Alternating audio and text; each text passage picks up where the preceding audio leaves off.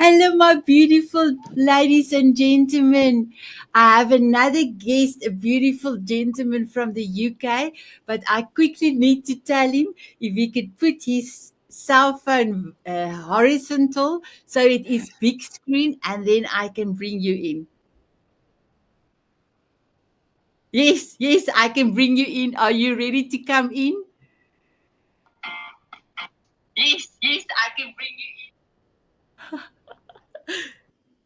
Hello, my beautiful Jeremy. So I just want to go out of my Facebook because all the gentlemen is here. My beautiful ladies and gentlemen, I am super proud of all these beautiful men.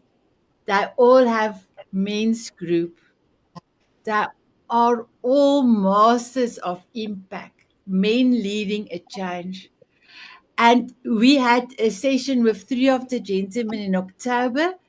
It was with Gordon and Kobus and Jeremy, and it was truly amazing. And now we are having a special. So I am so excited. Are you ready? Are you ready, my beautiful Tanzanite heroes and my beautiful diamond beauties? So you are welcome to give us love. Just remember, because we are a private group, you have to put your name in the front or in the back so that we can see who is giving us love. So, gentlemen, are you ready to start?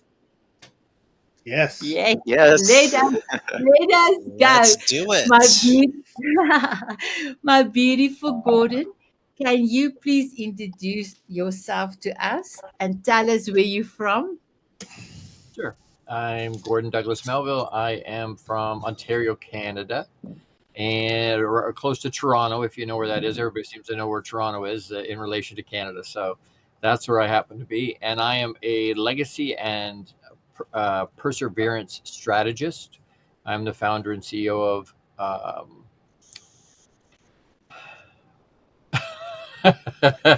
My brain has a fart once in a while. Um, Jewel International is the company that I run, but that's where I am. Wow, I love it. Thank you, my beautiful one. Um, Dean, can you please introduce yourself? And Kathy already is giving us comments, but I will bring up the comments as soon as all the gentlemen has introduced himself. But Dean, you are welcome. Thank you. Yes, my name is Dean Noblet, and I am from Australia, but now living near Toronto, near Gordon Territory, north of Toronto. I've been living here for 25 years, coming up to that now. And that is a big part of my journey of what I've learnt to pass on to other people. And I'm the co founder with my wife of Heart Light, Living from the Heart, which is all about working with people and running programs to understand what it means to live from the heart and to heal all that we can that is obstacles for them to live from the heart. Wow, I love it. Thank you so much. And when I was speaking to you with our coffee chat, you were in Australia That's right. visiting your mother. So That's that right. was amazing. Thank you Yeah, so much. you're welcome. My beautiful Quibus, I have, you are the only man that I have hugged a few times. How amazing. I've made a beautiful crochet blanket with you, for you, and the blanket's name was Soul to Your Window to Your Soul. You have, you have inspired me to do fire walking twice. You, my beautiful one, are an inspiration to me. Can you please introduce yourself and tell us where you're from? I'm Cobus, Visser, the Viking, all the way from Africa. And yeah, I'm here today to share a little bit about my journey as well and connect with all of these wonderful gentlemen. And yeah, one of my passions, as you just heard, is to walk on fire. Just done it more than almost more than 3,000 times. It's sort of a passion and interesting. Tonight, at an event, and one of the guys came to me. He's like, Can I walk with my hands?" I said, "Well, anything is possible." And so he walked with his hands on the fire, and that's what I do. I'm the guy that makes the impossible possible.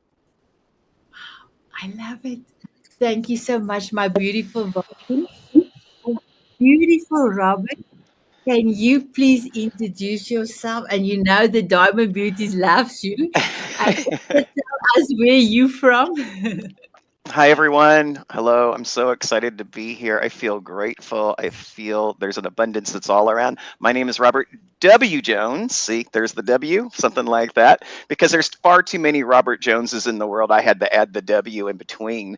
I'm the owner and the founder of the iNetrepreneur Network, and we help all people everywhere get on stages, get into pages, and learn how to do engages so they can create legacy for themselves, their family, and the community around them. And I'm also the founder of the Men's 525 group. So we can all get over ourselves and recover happily. Oh, I love it. I love it. But we're going to Phoenix, count Arizona, out. baby. Phoenix, Arizona. That's where I'm in. I just want to say, where are you from? Thank you so much, my beautiful Robert. Jeremy, if you can please tell us, where are you from? And I must just say, last time when you, Quibus, and Gordon was on the show, I must just say the ladies loved you. They loved you. They loved you because they tell me you are like this. Straight to the point. They love you. Please introduce yourself. Well, hello, ladies and gentlemen. I am Jeremy Roadrock. I am from my mom, currently living in Fort Lauderdale, Florida. And I am the founder of the Roadmap to Relationship Mastery for Men. I do a lot in the relationship space and with guys. Really, there's three parts, right? There's the current reality with your wife and your partner now.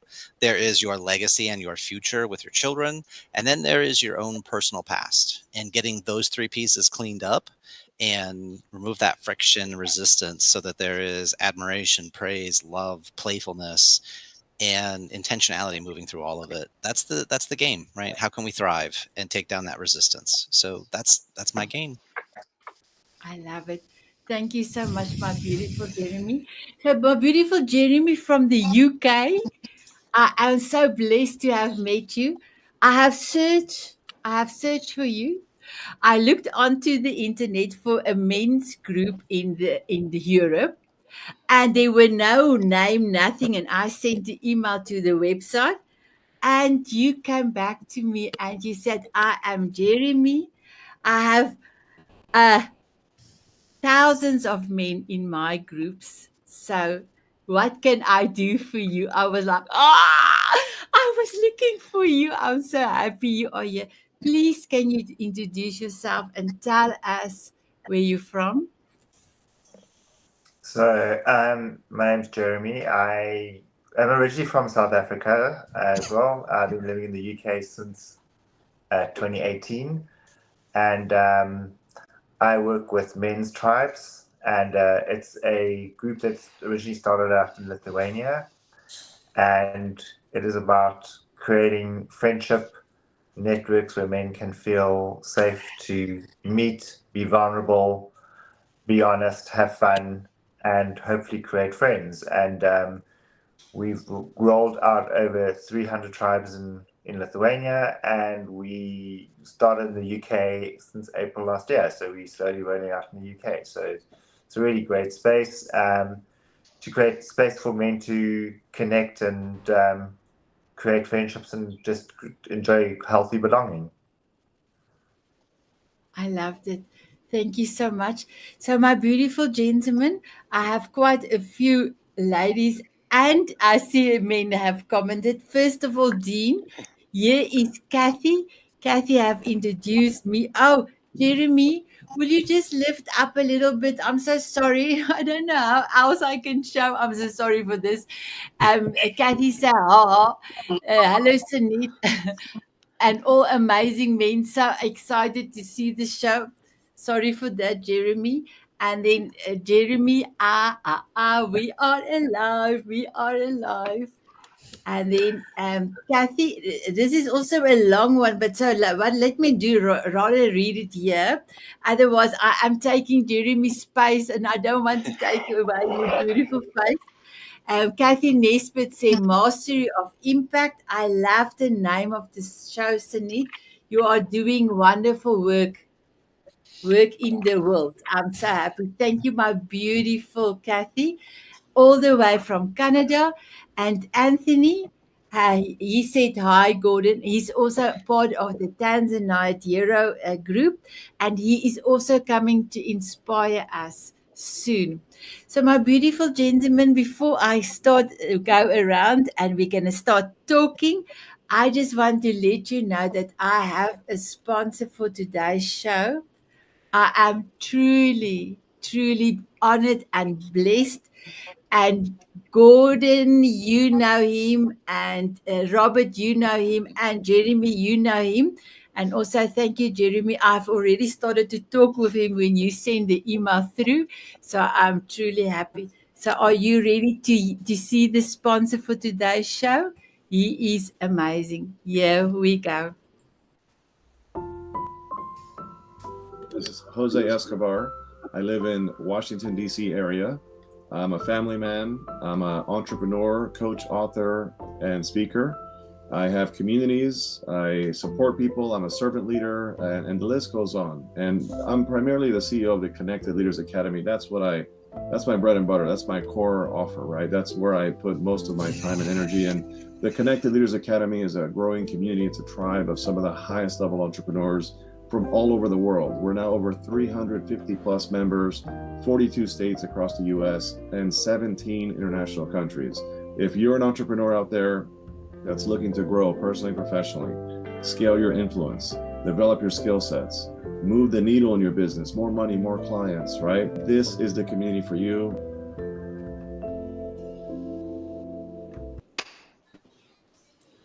I just want to say, my beautiful Jose, I call Jose my silent giant. Thank you so much for sponsoring the show. I am truly honored and I'm so blessed that you have done that. So thank you so much. We will play your video um, on the hour and almost at the end again. So enjoy, enjoy. So my beautiful Gordon, can I then start with you? Please tell us anything. Anything? Anything. Anything. Wow, wide open. You know what? In terms of the leading with love, I a lot of times as humans we want to lead with judgment. We're wired that way, right? We have a judgment about somebody even before they open their mouth. We kind of have an idea who they are and what they're about. And if we can suspend that for just a quick second and lead with love, and Papa loves us, and I call God Papa because of my relationship with him. But if we can lead with love, because he does, he meets everybody right where they are. It doesn't matter what they've done or who they are, what their gender, none of that matters. He loves us all equally, unequivocally, without any kind of condition. And so when we look at people and go, hey, you know what? Papa might love you unconditionally, but I can't because my standards are higher than his. We need to get over ourselves. So being able to lead with love and accept people exactly where they are, we don't have to leave them there, right? But to start with a point that says, you know what, I love you because Papa loves you, because you're human and you're here. I don't need any other reasons. If people can hate for no reason, we can love for a reason. So Wow. That's so beautiful. Thank you, my beautiful Gordon. So, any gentleman who want to say anything? Yes, Quibus? Yeah, I think to add to that is that when you lead with love, what is the best and fastest way to share that love and have people that to experience it? And something that I love to teach is something called a hug. I think we don't hug enough, especially as men. We like to protect our heart. We like to show we're tough and strong. Cowboys don't cry. Sorry, Robert. I know you're coming from cowboy country. But there's a 3-step process that I love to teach. And Sanet, you do know about this as well. And so for the guys out there in South Africa, we have a word saying sawubona. It means I see you. So when you approach someone, it's to first make eye contact because the eyes are the windows of the soul.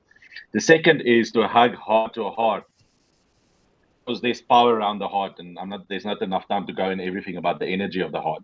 And then the third step is to breathe in. Now I say if you do it for 20 seconds longer, then magic happens. And that's what it's about. It's that moment, that intimate moment without saying words, that a hug that you can actually feel the person's love. And that's a way of when you lead with love, that's how you just share it in a deeper level. I love it. I love it. And any of you want to say anything before we start with the men's group? And what are you exactly doing in that space?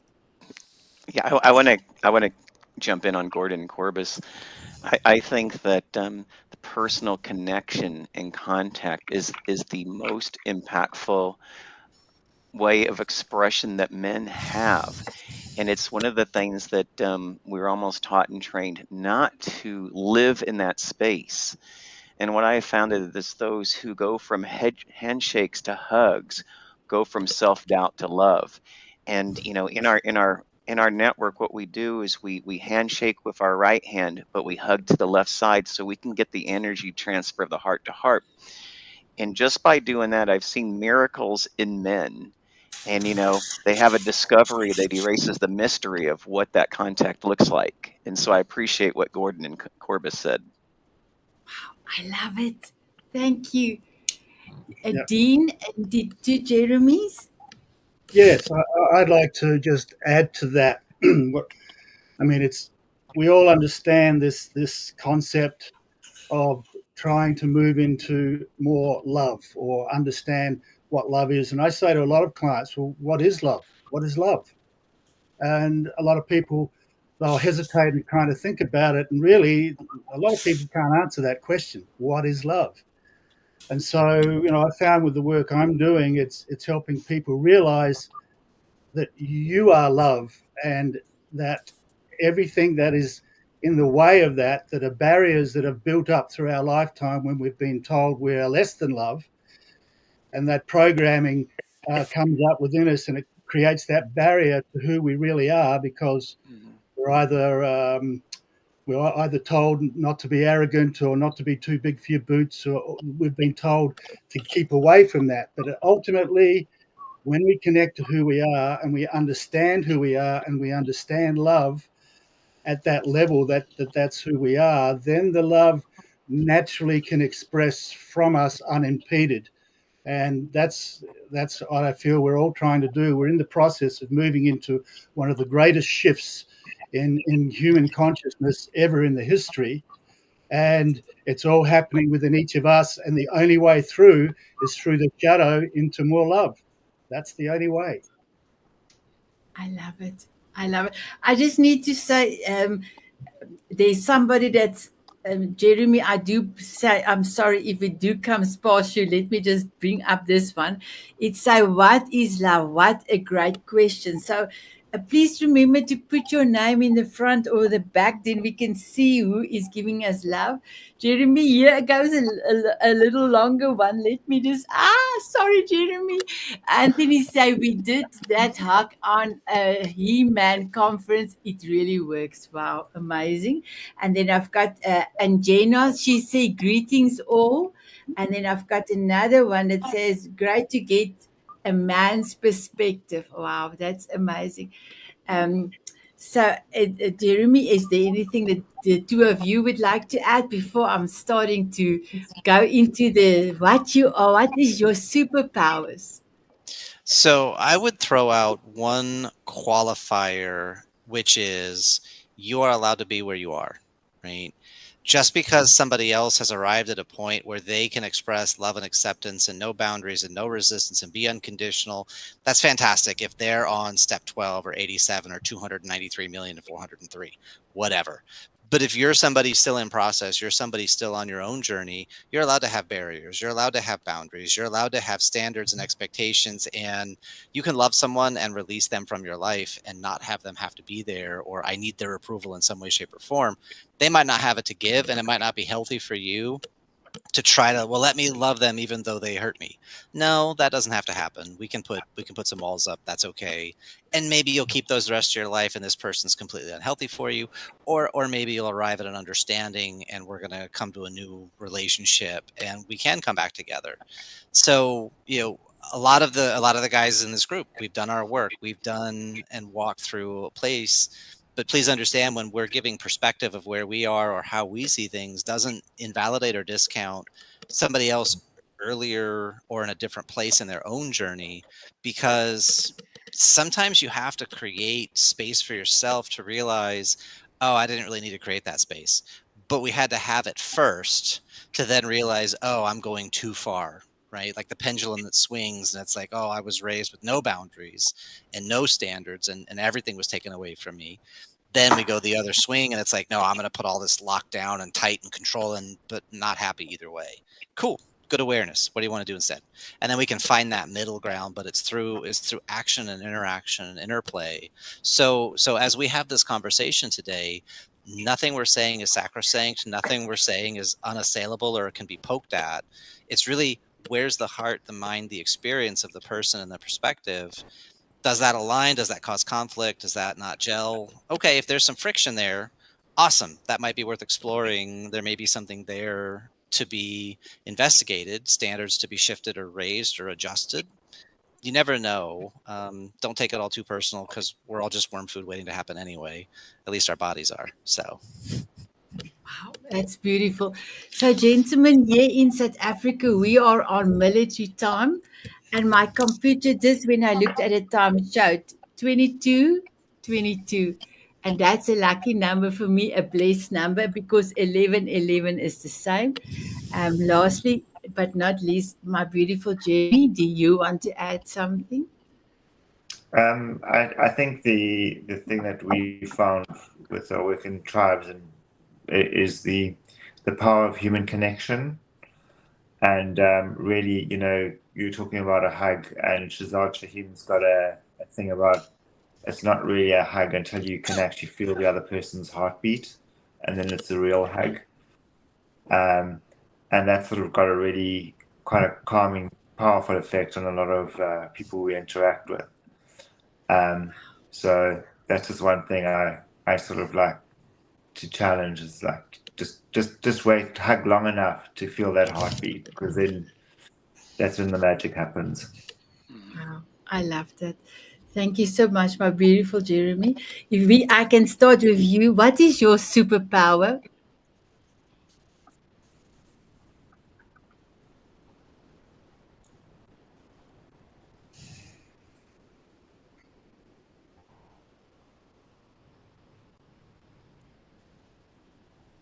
Who did you ask, Annette? Jeremy, what's your superpower? I mean, I think my Yes, yes.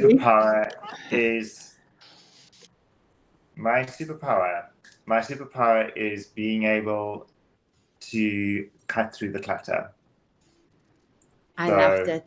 I think often there's so much out there, and just calm down and cut through the clutter. Wow, I love that. So, and Gina came back for us. She said 22:22 means building relationship, and it's divine presence. How beautiful is that? Thank you, my beautiful Ingeno. Robert, what is your superpower? I don't hear it too often, though I love to hear it when I hear it, maybe because I'm saying it. So, and it's perseverance. And I mean true guttural perseverance. And I always remember, being a youth, and it was always like, it was like, it's that saying, were you the smartest? No. Were you the best looking? No. Were you the most outgoing? No. All these different things. And the answers kept coming back for me as no, no, no. And there is a certain amount of pain that I've had to, become a recovering person from. But the one thing that I had is like, if I couldn't get things done, if I couldn't beat them in competition, if I couldn't gain them as a friend or something, there was one thing that I could always do, and that was just persevere and just keep going and going and going like an Energizer bunny, until one day Gordon, Dean, Corbus, Jeremy, and Jeremy are like, yeah, that Robert dude's okay. He is okay. And that has always been my goal, is to say, you know what? Yeah, you bet. We are all okay. And I'm gonna make you see it, believe it, so we can all conceive it.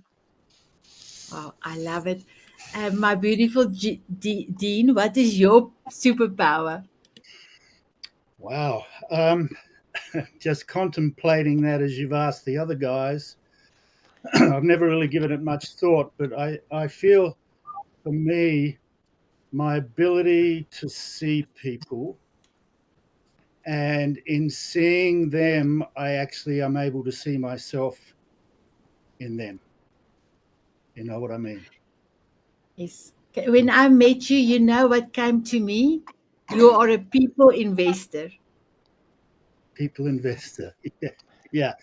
I see people. I really can see into them and acknowledge them, as Jeremy said, for who they are and where they are at, with absolutely no judgment, and loving them for where they are, because I know I've come from a place we all have, and so I acknowledge that in people, and often celebrate their challenges, because I know it's the greatest opportunity that they have before them if they choose it.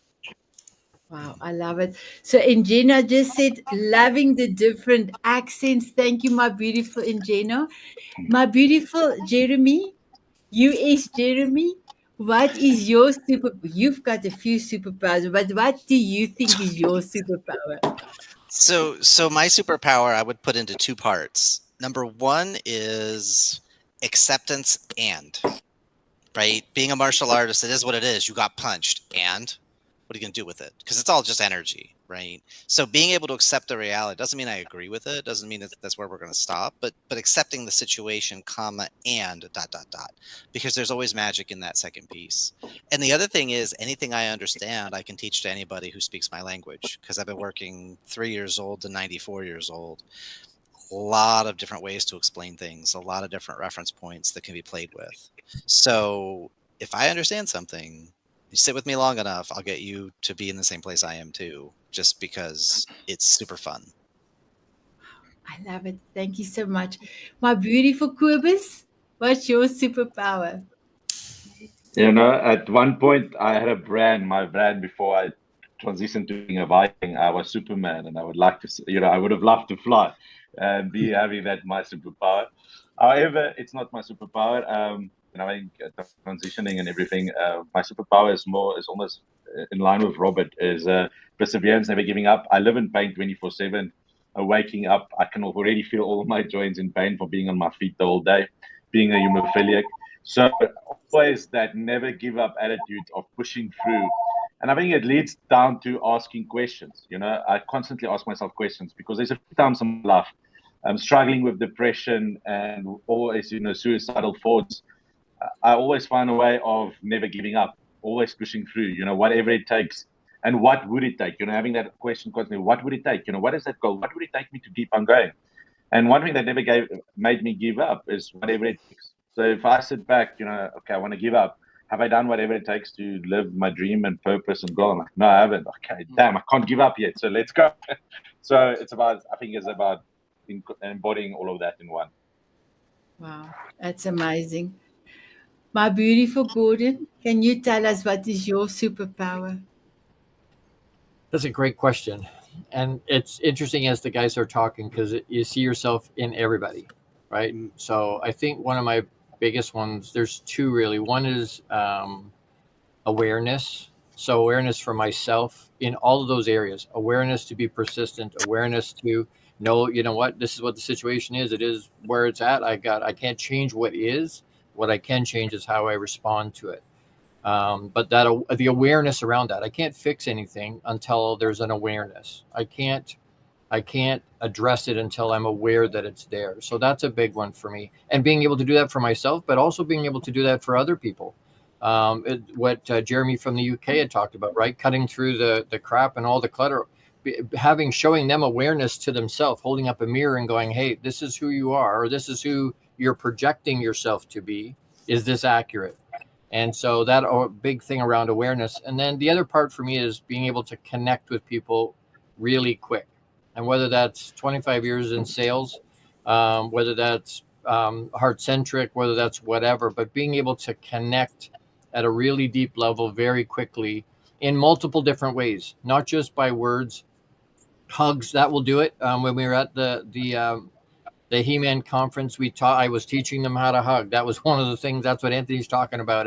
But as a suicide survivor myself, having one of my tattoos on my right wrist is a semicolon, And so, if anybody knows what a semicolon is, when they shake hands with me, they instantly know it's a safe zone, no judgment. So again, being able to connect really deep, really quick is something that seems to come seems to come naturally, but it's also something I've worked to make sure I make more effective. Wow, amazing. So, gentlemen, ask me, Sinead, what is your superpower? Sinead, what is your What superpower? Your superpower. I will have to show it. Just give me 1 second.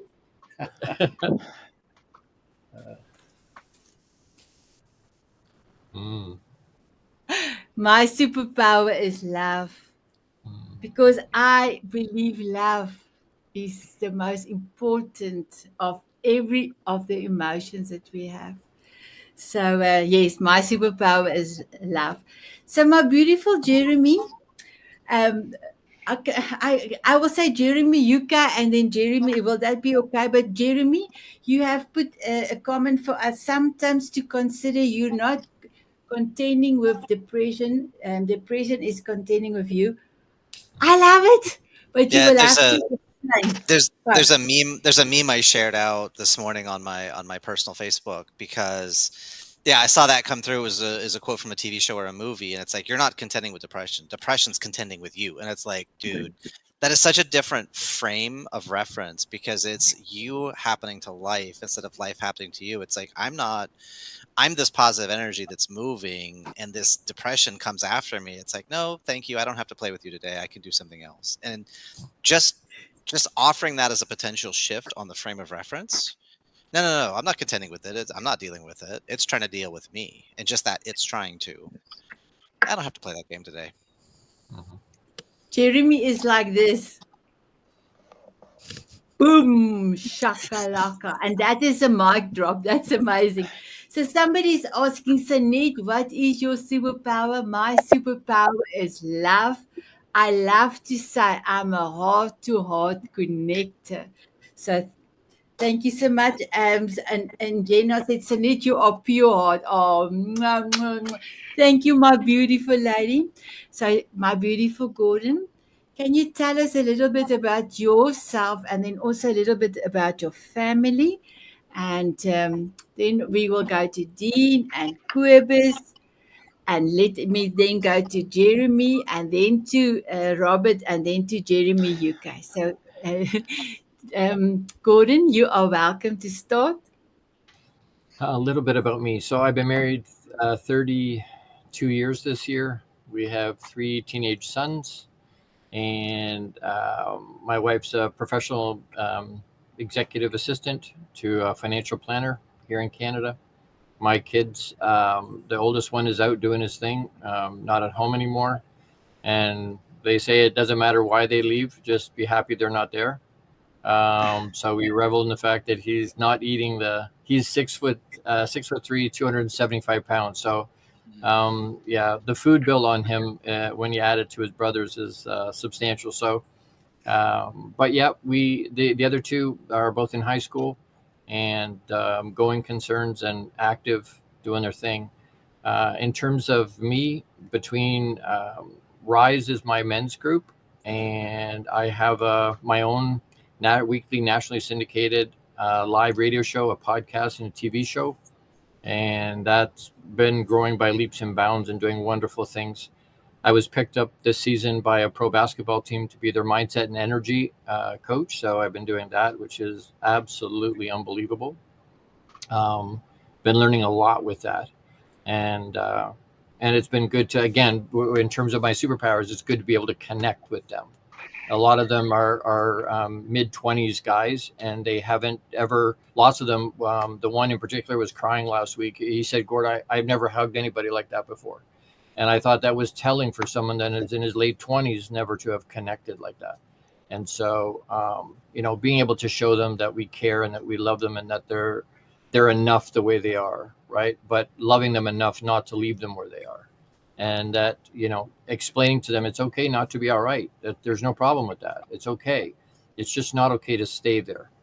And a lot of times they don't know where to go or what the tools are to get to the next places. So I'm teaching them hey, you know what? These aren't just lessons that are going to help you while you're here on the team. These are life things that are going to help you as you move forward in your whole life. So it's a meaningful connection for me to be able to have that kind of output and input into their lives. My beautiful Gordon, how long is your beard? It goes almost to my belly button if I pull it out. Wow. It's Very yeah. cool. It's people say, how long does that take? I said, I was clean shaven at the beginning of November. So Movember I was clean shaven, and they're like, no. I said, it's amazing what Miracle Grow can do. But with all seriousness, it's 18 months or so. It gets fairly long, so it doesn't take forever. It just takes a lack of liking to shave. Wow, thank you so much. My beautiful Dean. Yes, well, being brought up in Australia, the first part of my life was very, very interesting. Are you hearing me okay? Yes, I'm hearing. I just see somebody have commented something, so Oh, I'm not even going to entertain that. So, yes, Dean, you are welcome. okay. So, grew up in Australia. The first part of my life was seemed on the surface to be very privileged, let's say. Um, Grew up, my father had a family business. We were very successful over the years. I went to private school, all boys school, hated it. It was not a very good experience for me.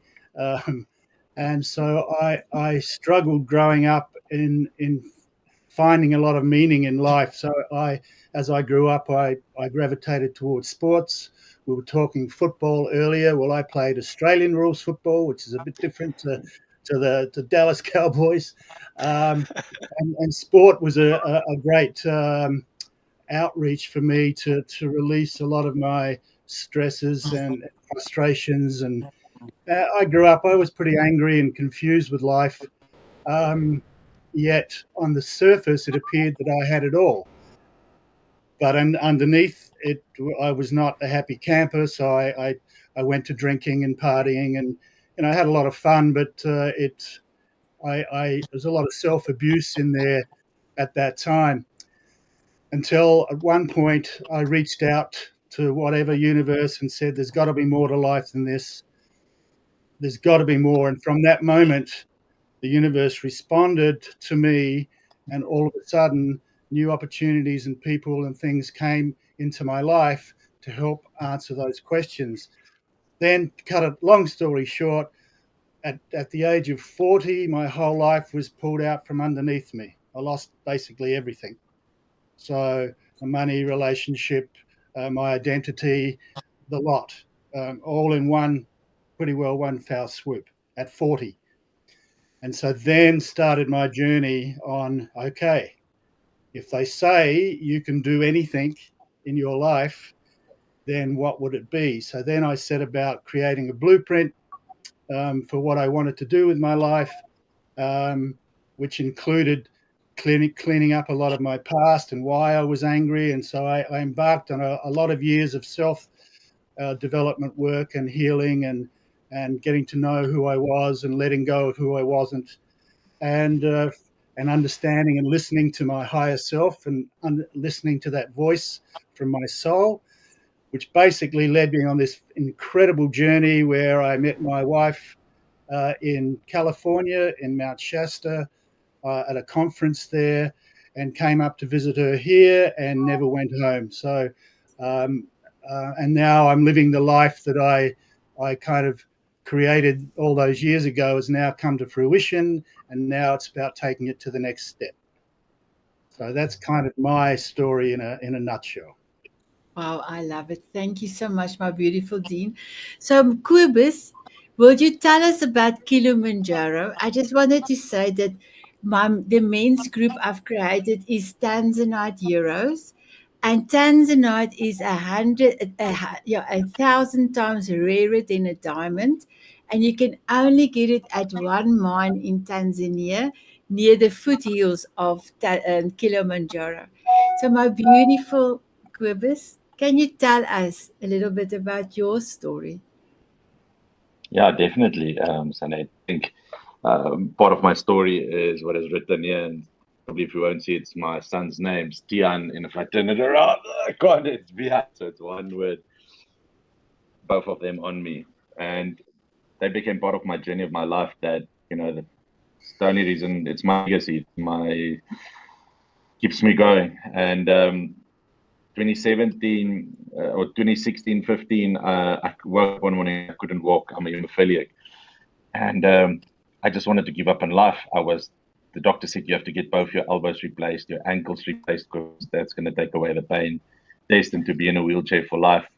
I could either accept that, and and I knew something had to change. At that time, my oldest son believed I was dead to him. He drew this picture and he says, "Dad, you're not alive anymore. You're dead." And it just put me on this path to change. Now, for a lot of people that don't know, the reason, I tell people I went and climbed Kilimanjaro with my crutches and I was empowered and came back. I actually went to die on the mountain. My whole purpose, my whole why was to go and die. I was too much of a coward to take my own life. I sat with the gun multiple times looking at the barrel and I just couldn't pull the trigger.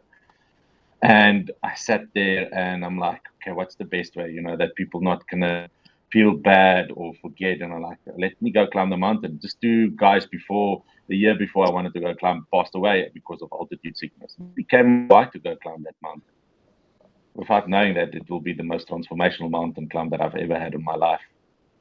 And we would, I remember on summit night, we started at 9:00 and we were the first climbers going up because it took me time because I'm with my crutches. And it got to -17 and we just pushed through and it got cold and I got so far. There's a few times that I wanted to give up. And I remember with the sun rising just below Stella Point of the top of the mountain, we looked at the highest sunrise in Africa.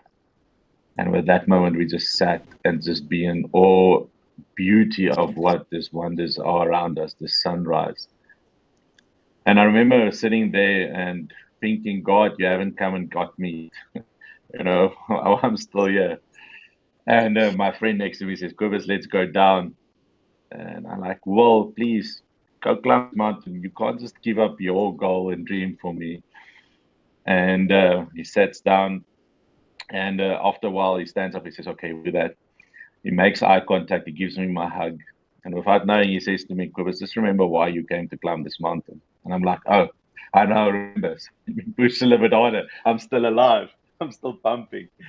And I pushed through to the top, almost passing out and almost dying. And I'm on my way down, struggling, breathing, altitude sickness. A few times I just couldn't walk. I remember sitting down a few times and saying, God, please come and get me. And then God doesn't come. And then all of these porters come. And I'm like, where did they come from? 30, 40 of them coming with wheelbarrows, stretchers. No, they're carrying me down. You can't stay here. Oh, man, that's crazy. And so they start carrying me down. Getting on a Kili taxi, one wheel with a stretcher on top. And then they run you down the mountain so that you can get to a place where the helicopter is. And getting there, my friend has organized the helicopter and everything. And the next morning I was flown off of the mountain. And at that time I thought like I'm a failure. I'm still alive. However, I was reborn on that mountain. I think sometimes if you think about the hero's journey, it's a journey that we go on that tests us and that challenges us to find our true potential, ourselves, how powerful we might. And it realizes that, through all of this, there's lessons to learn. One thing is important that I realize is the power of, I think it was Jenny that talked about tribe, and we all have communities that we want to create, is the power of a tribe. There were 7 people with me climbing that were sort of my tribe. But then I stood back. It was not only the 7 people of my tribe. You see, sometimes we forget about the bigger picture. It was the other 30, 40 porters that made sure that this journey is successful to the top and back. That you hardly saw, but when you sit at the table, there was food. When you get to the camp was set up. And the power of that, of having a community and looking after each other. And coming back, I remember getting a message from God that says, apart from being reborn, that he actually sent the helicopter to come and get. He says, no, you proved too much. You now need to come and change the world. And I remember looking back and for the people out there, life is a journey. It's one step at a time. And it's not about the end destination. It's not about, sometimes, yes, goals and visions and all of that is good.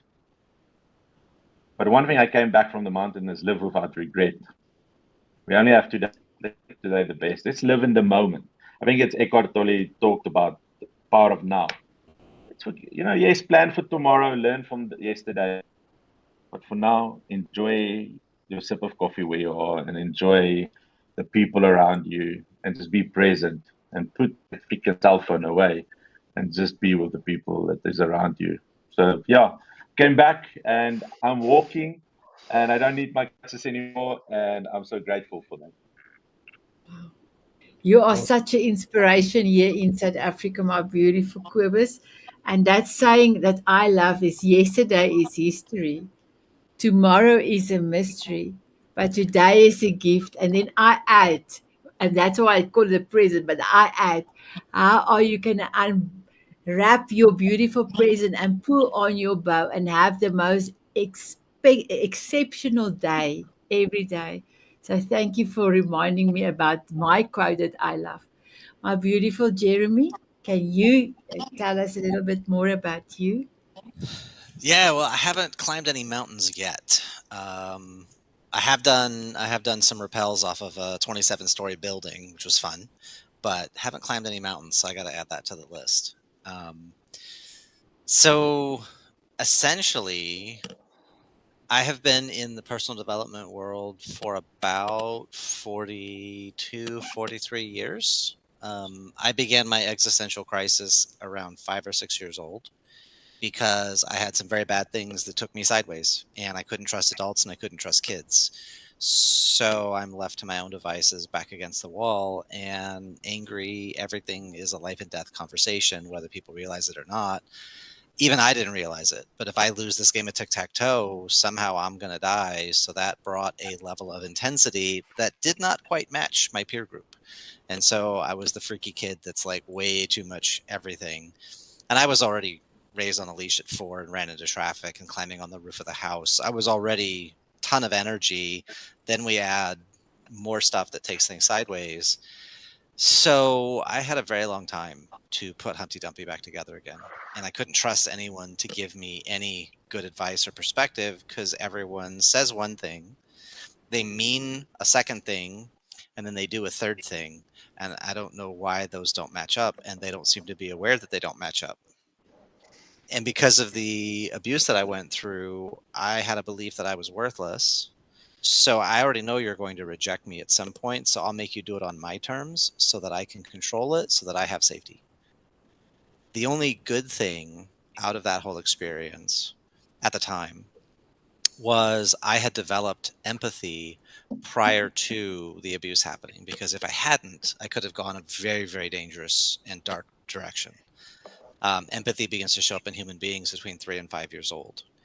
And so because of that, I had the nature and the drive to protect, but I was in such a place of scarcity, such a place of panic, and just I can't trust anyone or anything. That's not a good way for a kid to grow up. Luckily, I had amazing parents. They gave me unconditional love and room to be a jerky teenager and other things. But I went on a personal journey to put Humpty Dumpty back together. And I went everywhere and tried almost everything because I had to figure out, why are we here? What's our purpose? What's our fate? What is this all for? And I couldn't rely on anyone to give me a good answer. And so because of that, it took me into a lot of different experiences. I was doing cross-cultural religious studies in the days before the internet. So I had to go to the library and go get the encyclopedia and look stuff up and figure things out. And my parents gave me the room to have that exploration. What pushed me into the healthiest direction was getting involved in martial arts. And I'll share just one quick story out of that as a frame of reference. One of my Kung Fu brothers, Master Chongo Noakes, amazing guy. And we met first day. I'm 20. He's 25. I don't know this, but he's been studying since he was 5 years old. His dad, military. His dad was the guys before the SEALs. the UDT, or underwater demolitions teams. So these guys are a little crazy. And occasionally his dad would just, hear a noise and flip the couch over and barricade the door because maybe people are trying to break in. So he raised his sons to be very safety conscious, been studying martial arts their whole lives. So I meet Chongo and he goes to shake my hand. And I'm like, oh, I don't shake hands. And he's like, oh, okay, why is that? And I said, well, shaking hands is a ritual from ancient warrior cultures to say that I'm not carrying a weapon, but you're a martial artist. So you've trained your whole body to be a weapon. That makes you a liar. I don't believe in lying. And he hated my guts for about 3 years and wanted to beat the crap out of me for about 3 years. He prayed, he was Muslim at the time, and he prayed to Allah that I would last until sparring, which I did. And he beat the crap out of me mercilessly. And I never got mad and I never took it personal. It was always cool. How'd you do that? What did I do wrong? Do it again. And I just kept coming back at him and coming back at him. Robert talked about being persistent. I was relentless. And it was just come back and do it again, knock me down again, hit me harder. How'd you do that? And it was just over time, he realized I wasn't the giant jerk that I presented as. It was a defense mechanism because at the time I still believed I was worthless. And so I'm going to make you reject me now. I'm not going to waste time. And so I had this intellectual drive, but you know how nice it is to go into a room and you've got 20, 30, 40 people that can just beat the crap out of you and not care? It's really humbling and it gets you to what's real very fast. And that's how I began to put the body, the mind, the emotion, the intellect. I began to put it all together because in our system, it's a Buddhist tradition over 1,500 years old. The basic level is physical dominance, and that's great. You kick someone's butt. That's a really beautiful skill. What's next? Can you change someone's mind? Can we have an argument or a disagreement? We might not like each other, but at least we understand each other's points of view. We can respect the differences. But the highest level is let's have an exchange of energy, and it could be a fight, it could be a conversation, it could be a hug. But let me change your heart, and we become friends. That's the highest level of skill. And if we could teach that to kids, how do you create your own emotional safety? How do you assert and respect boundaries? But if we give people that ability to change each other's hearts to become friends, everything transforms. And that was my journey through the martial arts. And that's the work I do now. That's why it's so easy for me to accept stuff. Because it's like, yeah, it doesn't mean I agree with it. It doesn't mean I want to see it continue. But it happened. You can't change what happened. You can change the meaning. You can change the impact. The only way you ever get hit is because you had an opening. You did something wrong that opened the door for them to be able to hit you. It's not about what they did right because you can't control that. Your elbows were down. Your timing was off. You were caught up in your own head. You were afraid. If you're afraid to get hit, you're going to get hit. But if you're greedy to get hit or to hit someone, you're going to get hit. But if you're scared to get hit, you're going to get hit. So greed, ignorance, and fear, those are the biggest three quote unquote poisons. And really, they're all just ignorance. They're all just a misunderstanding because if you're greedy, you're afraid it's not going to come back later. If you're afraid, you're worried it's not going to come back later. That's cool. Let it go. And so that is the progression. So we use conflict to create harmony because then we have a choice versus everyone just be nice. Okay, but somebody doesn't want to be nice. Doesn't mean no boundaries. Doesn't mean be a doormat. Doesn't mean be stepped on. Doesn't mean be walked over. And so that's a different way of playing this game. So conflict is a vehicle towards connection and compassion because I know what it's like to be in conflict. I know what it's like to be in war with myself. So I'm not going to judge anyone. I'm not qualified, but I'm going to evaluate the game they're playing, the impact they're making, because is that healthy and sustainable for themselves and for others? If it's not a win-win, it's going to fail. Just roll the clock forward in time, whether that's an economic system, political system, religious system, family system, it doesn't matter the context. If it's not win-win, nature will destroy it because that's how nature operates. It has to feed both sides and continue to grow and expand for both. Wow, amazing. So just before you were talking about your Kung Fu, Anthony C, he understand that mindset. And then he said, laugh out loud, good logic, mind, soul, and empathy. And then Kathy said, change a heart, change a life. Wow, she loved it.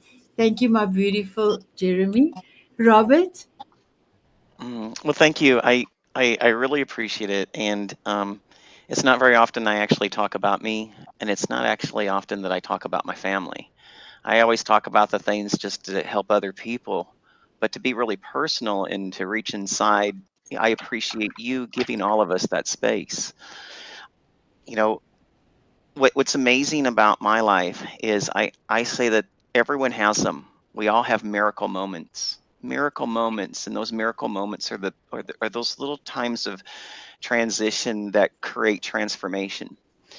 And the beauty about having self-awareness is we're able to identify those miracle moments more frequently, and we're able to grow more frequently. My first miracle moment was when I was born. And what was really amazing about my birth was my mom was born to a gentleman, a doctor, and he waited, and he suspended his retirement to also be the gentleman who provided the birth for my mom. So that was a miracle moment, and his name was William Cameron and what's really interesting is that was my first birth, and then I had a second birth later in life, which I'll talk about. So I have two amazingly accomplished parents, both of them just amazingly accomplishment. My dad, Menza, a mathematician, he worked on the team that helped created the first microchip that ever existed at TI. His boss was Morris Chang. Morris Chang was the CEO um, and of Taiwan Semiconductor. They have the most advanced chips in the world. The reason why he left our country in the United States in it is because he felt like America was not ready for an Asian CEO. And so he left to go there. My dad also was a bridge partner when I was a child, and I used to play in a playpen, and his bridge partner was this crazy financial planner called Warren Buffett. And so every other weekend I got to play in the playpen in Warren Buffett's house. And my dad once told me there's a big difference between an M and a B before Illionaire. And he says, I should have taken Warren Buffett up on having him be my financial planner. But being that Wow. my dad was theoretical math and Warren Buffett was Ponzi math, my dad couldn't accept that. My mom and grandma, and this is why I love the Diamond Beauties so much, is I come from a long line of amazing, beautiful, strong, empowering women. My grandmother fought the Board of Education in Kansas so my brown-skinned mom could go to a white school. My grandmother also was the first person to ever create boxes to where she would engineer the boxes so they would save space, which saved money for Boise Cascade, which is now Office Max and Office Depot. My mom was also the first PhD American of Mexican descent to get curriculum instruction in the United States. So I have these two amazing parents in lineage, and they were awful together. My dad and my mom were as different as you could possibly be.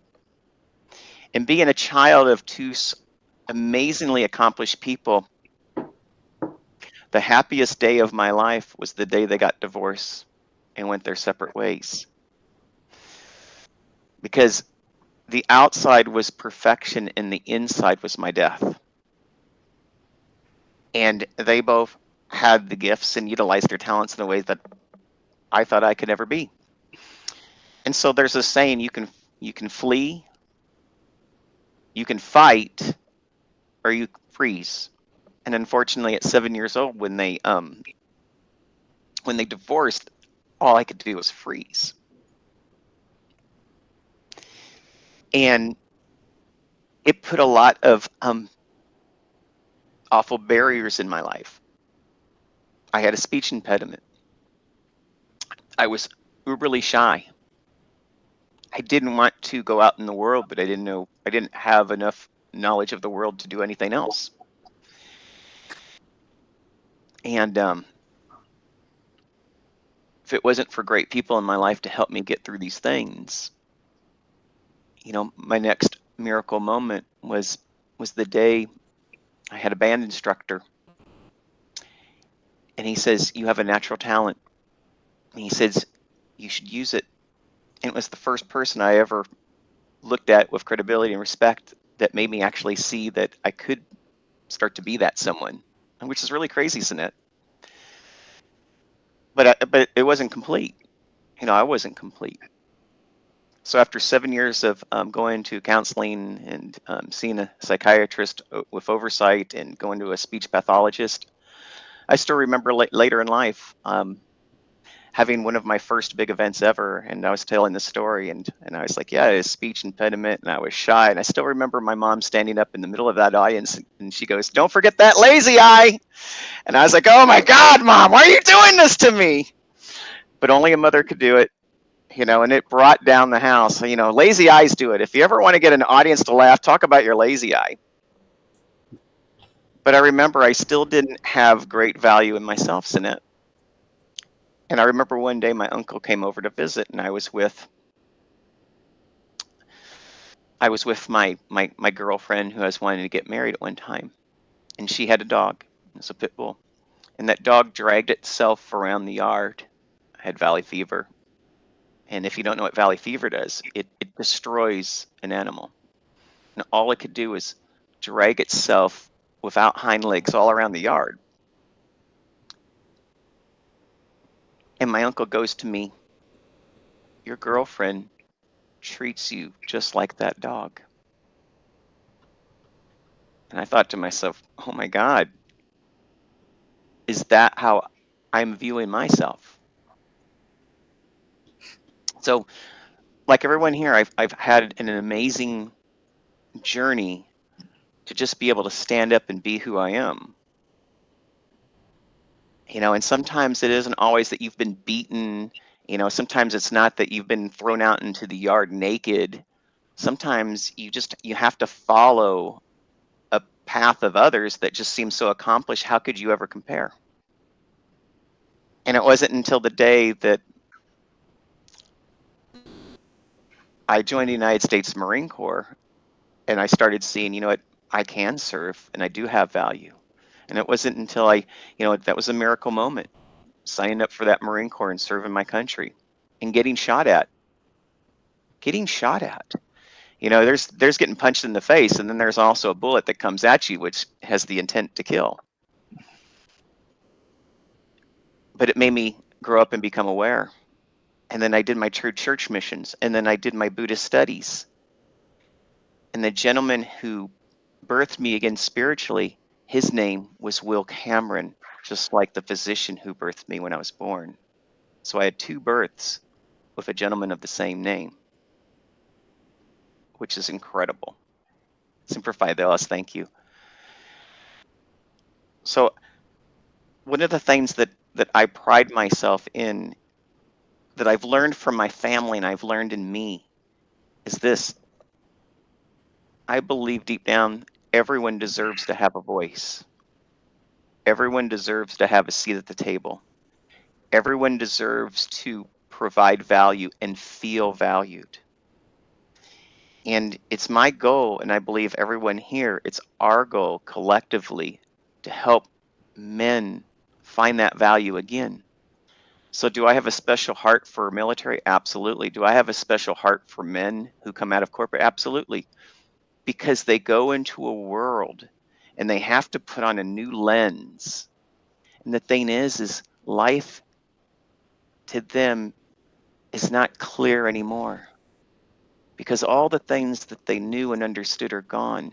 And all of the work that we sacrifice, for many of us, that we've done all our life, we've sacrificed our family, we've sacrificed our friends, we've sacrificed our own self-care, and we're lonely. And that's why, for me, knowing what it's like to play in the basement of my own home alone night after night, I know it's like for men of my generation and my age, I know what it looks like to be in solitary confinement for the rest of their life if they don't start to develop those deep, wonderful, loving relationships with each other. And that's the purpose of me.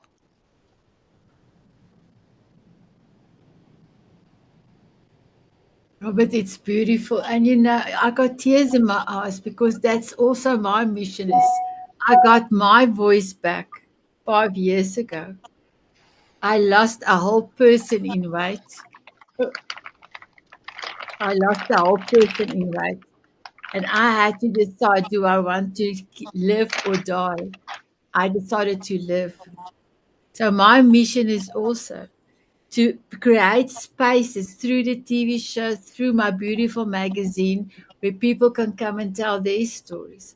Not only heal their life, but inspire others to rethink, like Jeremy said, take it to on a different level. So thank you for giving me or giving us your beautiful answer. It was beautiful. Thank you. Thank you. Jeremy, UK Jeremy, can you please tell us? So I've been married for just over 8 years to my husband. We moved from South Africa. I grew up in a fairly poor family. And one of the things for me was feeling lonely or not fitting in, and always trying to fit in. I think and I sort of always noticed the negativity of trying to fit in, and I was very blessed to have a very successful career in branding and marketing and helping brands find their purpose. And I realized I spend fortunes helping brands find their purpose, but like, what's my purpose? And how do I start living my purpose? And we moved to London, and we got here just before lockdown. So it was like new city, new world, new country, and locked in an apartment. And gave me time to sort of rethink what I'm doing with my life. And so I started to become a corporate executive coach. And through that, I met some amazing people. And then I was approached one day by a group of people in Lithuania, and they said, would you like to run tribes or try tribes in the international market? And the story behind them is so inspiring, because it was a group of guys who were all volunteering at a suicide hotline. And they were like, there's got to be something we can do to get to people before they get to the stage that they're actually phoning the hotline. At least they're phoning the hotline, but what can we do? And they started realizing, loneliness is possibly, we live in a very populated world, but we all can be very, very lonely and isolated. And that's what they did, and they started trying. And it's exactly how I was feeling. And I was like going through this, and it's like, this is actually, I'm here, and I'm in a huge city, but I'm lonely. And so slowly we're starting to roll out tribes around the world. And this last Sunday we had our first Tribes Day in the UK, which was amazing. Just seeing men come together, playing, being vulnerable, and just also learning to have fun again. I mean, because they sort of like making real human connection again, and it's so uplifting. And so that's really our story now, is just to try and help people understand what healthy belonging is, and getting it to roll out to as many places in the world right now. That's sort of my new mission in life. And to create opportunities where people can just connect, because I just think, there's something so powerful about it, just a connection. It might just be a fleeting connection. It might be a smile you get when you sort of on the tube. It can really make your day or shift your energy. And, ultimately we're trying to create sort of like new sense of community, and, almost create your new chosen family, and that's what really excites me. And I'm very privileged now that after spending over 20 years helping brands find their purpose, I found a purpose that I really love, and I really love doing. And it just sort of fuels me every morning, and I'm really grateful every morning when I wake up. So I love it. Wow. So Jeremy, I'm going to play this our sponsors video again, and then will you please tell us, how does your way that you are doing your tribes is quite unique. I never heard of something like this, and I thought, wow, wow, wow. So I will just play the video, and then I will come back to you, and then you can tell us how exactly are you doing this, because you are empower so many. So we will come back just now.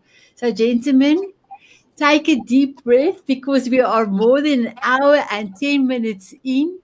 And after the sponsorship video, I'm going to start with Jeremy, and then we will start with go with Gordon again and go around. And then you tell us what you are, how are you serving your men in your group, and then we will see what's coming out of it. And then I just wanted to let you know at the end I will ask you for your golden nuggets, because the Diamond Beauties loves everybody's golden nugget. So let us play the video first. Here we go. This is Jose Escobar. I live in Washington, D.C. area. I'm a family man. I'm an entrepreneur, coach, author, and speaker. I have communities. I support people. I'm a servant leader, and the list goes on. And I'm primarily the CEO of the Connected Leaders Academy. That's my bread and butter. That's my core offer, right? That's where I put most of my time and energy. And the Connected Leaders Academy is a growing community. It's a tribe of some of the highest level entrepreneurs from all over the world. We're now over 350 plus members, 42 states across the US, and 17 international countries. If you're an entrepreneur out there that's looking to grow personally and professionally, scale your influence, develop your skill sets, move the needle in your business, more money, more clients, right? This is the community for you.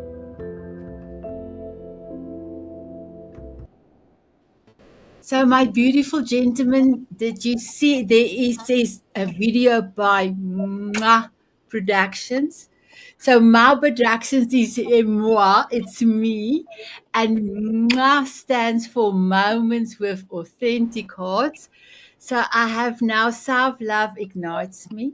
Soon, I'm going to have Soul Diamond Publishers. I will help the Diamond Beauties and the Tanzanite to publish their books. And then and part of the publishing is the beautiful Diamond Moment magazine. And any of you can do an amazing article for us in the magazine. And then I've got Mwah Productions, because one of the things that I want to do, I have started Soul of a Diamond. So one lady will come and tell her story. And then out of her story, her article will go into the Diamond Moment magazine. And then her chapter will go in a book compilation called Soul of a Diamond. And then my biggest dream is to have to go and do a documentary on all the ladies. And that's why my production is coming in. So I am doing videos. So Josiah just gave me the talking part, and I put the sparkles and everything else. So I hope you loved our opening video and Josiah's video. So my beautiful Jeremy, can you tell us your concept, your unique? Wow, it blew me away. So can you tell us a little bit about that? So our concept with tribes is we find a group of men, and we sort of bring them together over 8 weeks. And over 8 weeks, we take them on a journey where they start learning how to communicate openly. They start becoming more in touch with their feelings. We also get them back to having fun. And we call this an 8-week boot camp. And it's led by 2 facilitators. But the way we structured it is by sort of week 3 or 4, the men within the tribe start running the meetings themselves, and they actually start delivering the course. So they actually become self-sustainable, which has been really amazing and really empowering. And we have little elements built in that are sort of like pillars to create trust and to create safety. So, for example, on a video thing like this, we use all hand signals so we don't need to interrupt each other. So this means I hear you, and that means I feel you. So you can just sort of show support to your tribe, just sort of from a, you know, way of not actually interrupting them or interrupting the flow, but them getting that support. And when they're sharing something, when they're being vulnerable, actually realizing that they're not isolated. After the 8 weeks, the facilitators leave the tribe, and then the tribe sort of becomes self-sufficient. And then we create various engagements for the guys. So, you know, one of the things is we can't guarantee friendship, but just create human connection, places where you can come and meet up, and it's not a football club and it's not a bar, where you can have good, wholesome, honest fun as well, and open sharing. And, you know, what I've spoken earlier about, we're trying to generate communities of healthy belonging. And this for us has been really, really powerful, because we've just seen the sort of knock-on effect that it has had within our greater community. And it's just been this really amazing journey for us. And now we're starting to introduce sort of various interactions, like we have Tribes Days, we have our Tribes Festival in Lithuania, which is the last weekend of June every year, where all the men from all around the world sort of gather. And we also encourage them to bring their children to the Tribes Festival, so that their kids can actually be exposed to what healthy masculinity is, and, you know, see their fathers, you know, in a light where they're just really being loved and kind and brave and, you know, showing up. So it's a really, really positive effect. So that's really the sort of tribe philosophy. And towards the end of last year, from the husbands, the wives have really asked us to start looking at women tribes. So we're starting to roll out women tribes in Lithuania, and we'll be rolling out here in the UK as well. But that's an entirely separate entity, because I think, you know, what we have to do is guys who are focused on men need to stay focused on men. And yes, we've got a really amazing Women's Brains Trust who are running the women's program, developing it, and it's really, really exciting. And I'm very excited to see where that journey goes. Oh, that's amazing. And the concept and everything, and the amount of gentlemen that is in your program is unbelievable. So thank you so much for being the ambassador, being there for the gentlemen, because there is a lot of women groups, but not a lot of men groups. So thank you so much. My beautiful Gordon, can I go to you? I work with primarily men, entrepreneurial men and pro athletes. And I do that because I'm an entrepreneurial man, I guess is where that started. And then Papa brought pro athletes across my path. As guys, we typically do one of two things with the emotion we all feel every day. And we either push it down inside of ourselves and hold that dis-ease in our bodies, which makes us sick, or we put it in a box and put it on a shelf because we're taught not to deal with that. And one of my programs that works the same way as Jeremy's does is called Boxed Inside Out, specifically for men. There's no box, burn the box, eradicate the box. There's no box, just learn how to deal with it and then move forward. So I teach them in that class tools and strategies to be able to deal with, like I say, the emotion we all feel, but don't know what to do with. And we're taught not to show. Don't look weak, don't cry. And so the challenge is, if we push it down or put it in a box, either way, we have a residual pain that comes from that. So now we're trying to dull the pain. So now we drinking, drugs, gambling, porn, whatever. The point is, if I let that go long enough, eventually it's not just a vice. It's I become addicted to that. Now I have an addiction on top of the problem. So to be able to teach guys ways that can move them forward, I teach the 7 levels of emotional intelligence for men. I believe, and my mission is to change the lives of every man by raising their EQ. Because I think once their emotional quotient comes up, all the things we've been talking about, the relationships get better. They become better humans, but better husbands and better fathers and better employers and employees, and everything gets better. But being able to plug into where they need to plug into. And that was one of my big challenges when I was in a space where I was an Energizer bunny, forced into a space where I couldn't move. incapacitated in bed for 2 years. And so it got dark in a hurry, but I wouldn't have known where to go to reach out. I wouldn't have known because I wouldn't want to look weak and I don't want to out myself. You know, at the time I was in the financial world and no one's giving their money to a suicidal guy. So I'm like, I can't tell anybody where do I go? And so being able to give guys, and I find running I was smiling through Jeremy there because I do primarily box inside out is for men. But last year, I wasn't getting traction with men. So one of my business mentors said to me, "Are you getting any response from anybody?" And I said, "Yes, but 95% of them are women." And she challenged me and said, "Okay, well, if that's who's connecting with you, do a woman's version of it." And so I did that. But I found it was very interesting that we all have the same kind of challenges at the root problem, right? We all like for something like our worth and our value. As guys, we struggle with our worth and our value for a specific reason.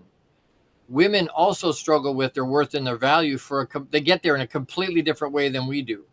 But the base problem is exactly the same. And so the women were lamenting that and were jealous of their family pet because their husbands would go to the garage with a beer and a cigar and talk to the dog, but they wouldn't talk to her. And they're like, what's with that? And I'm like, well, it's because the dog or the pet hears them, gives them unconditional love, no matter what they say to them. And they're just listening. They're not giving back any, right? There's no brain damage from it. There's no other kind of response from them except love. And so, I found some guys are using, and some ladies too, are using, as weird as that sounds, stuffed animals in the same way, because a stuffed animal will just listen, will not give you any kind of feedback other than the smile that's on its face, which is always permanently there. So you always kind of feel accepted, which sounds kind of weird. But it's that reinforcement that, hey, you know what? I'm enough. We're enough just the way we are. Wherever we happen to be, we're enough. And we're worth putting the time and effort into. I think that's why New Year's resolutions I'm not a big fan of, because what's the difference in a date between the 27th of December and the 4th of January? If I'm looking at lifelong transformational change, those 4 days really don't mean some calendar thing we all made up as humans changes the dynamic, right? We do it where we go, hey, I'm gonna go on a diet on Monday. Well, why are you waiting till Monday? Why we don't do it right this second? So that concept around New Year's resolutions, I'm like, no. Make the decision and then move forward with it. Make sure that you're putting that out there in an awareness that understands that legacy is not an end of life thing, right? Legacy, the definition of legacy is just what we've poured into other people. Well, we do that every day without an awareness of it. We're not paying attention. Is it a positive or is it a negative? What are we leaving with people? Because that's the legacy we're leaving behind ourselves.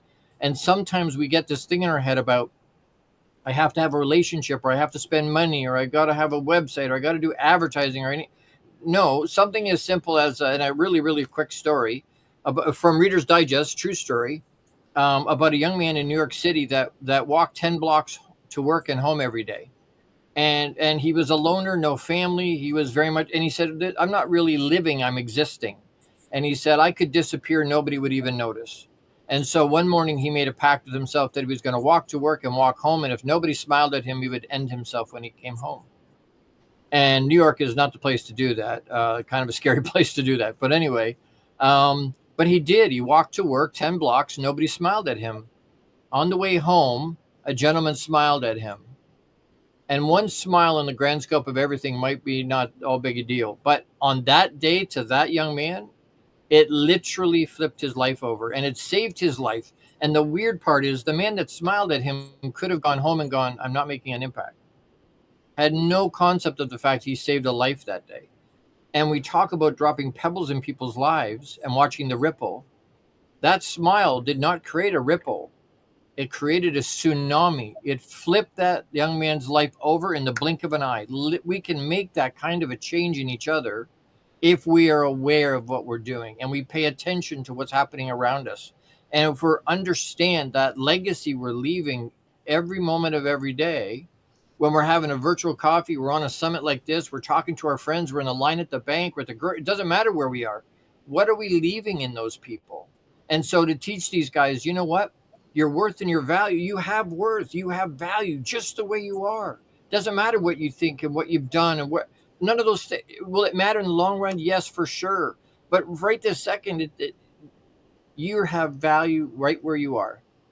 And then to try and encourage them to plug into groups like Jeremy's and like Dean's and Cobus's and Robert's and Jeremy's, being able to plug into a tribe of guys, a community of men where they know they can be 100% authentically themselves, right? My group, Rise, RISE. So renew, that talks about our mind, inspire, support, and enlighten. So we're going to learn, but we're also supporting and inspiring each other by renewing our brain and rewiring it to let ourselves know, hey, we can be okay right where we are, and then provide the tools they need to be able to get to those other levels of that awareness they want for themselves. Wow, beautiful. Thank you, my beautiful Gordon. Kathy said, yes, so powerful. Thank you for sharing your story. All have the same challenges. So, my beautiful Dean, I am coming to you. Please tell us about your beautiful men's group. Right. Well, the group I created back in 2001, and actually the first meeting I held, it was in my living room. I got a bunch of guys along, and it was actually the night of 9/11 in 2001. So it was quite a powerful evening that we ended up doing work that we weren't expecting to do on a metaphysical level. But so I've been doing these groups ever since. It's called Men with Purpose, and I found with a lot of the men, they identify, as I did, so much with what they do, and a lot of them find it difficult to connect to their purpose in what they do. They think what they do is, I've got to be the provider, I've got to be the one that makes the money to take home to the family and support. And so Men with Purpose was born out of, okay, well, what really is our purpose as men? What is our purpose? And so I embarked on a journey within myself, and we're only a smaller group because it's very interactive. I work with these guys very closely, and everybody's involved and has a chance to speak, and we interact with each other and support each other. But what I find is, what I'm doing now is encourage them after each meeting. We kind of set intentions, and what we're endeavoring to do is being aware. There's that word we've used before, awareness of what's happening in our external world, and how did we create that? What belief system are we carrying that's brought that situation into their life? And so in between meetings, we're always setting intentions, and I'll say to the guys, so how do you know if love shows up in your life?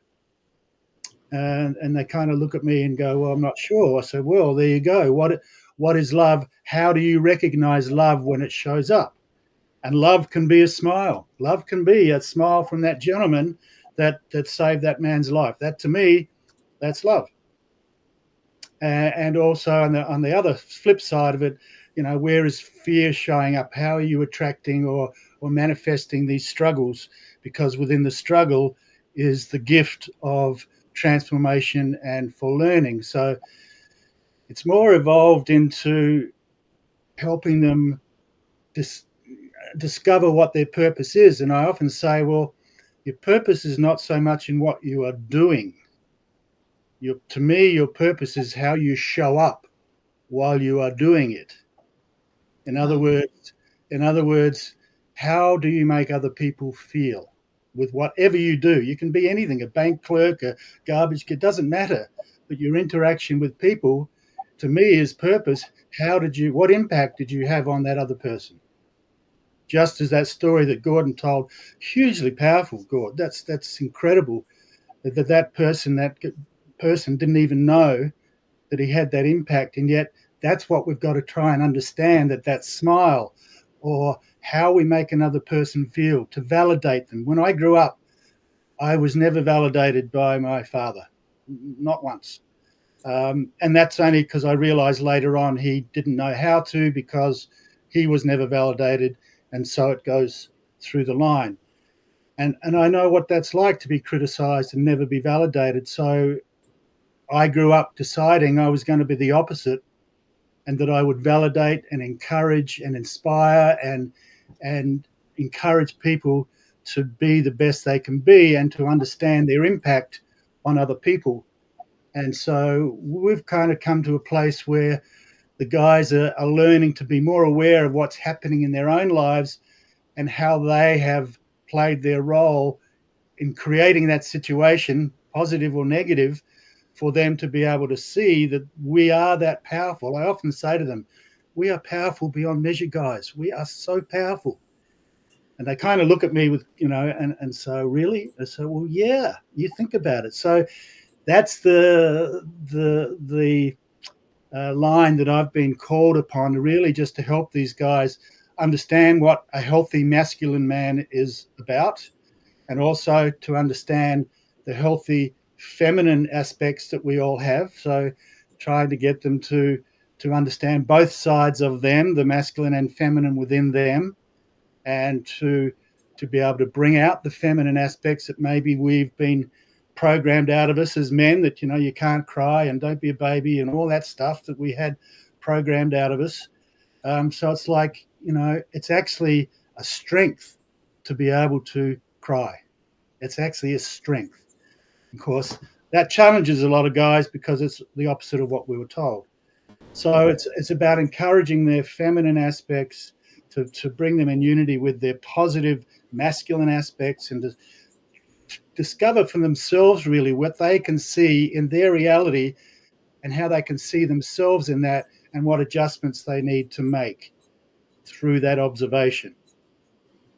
So that's where it's gone for me. Men with purpose. Yeah. Well, I love it. Thank you so much, my beautiful Dean. Thank you. So, my beautiful Viking, I know it's almost midnight here in South Africa. Are you still good to go? I'm still good. Yeah, I'm listening to everyone's story, and I think it's very impactful, and it's amazing that everyone has this calling to make a difference, make a change. And I think it's almost like that story that most of these motivational speakers use about the starfish. And it's not only about reaching multiple starfish, but it's making a difference in that one.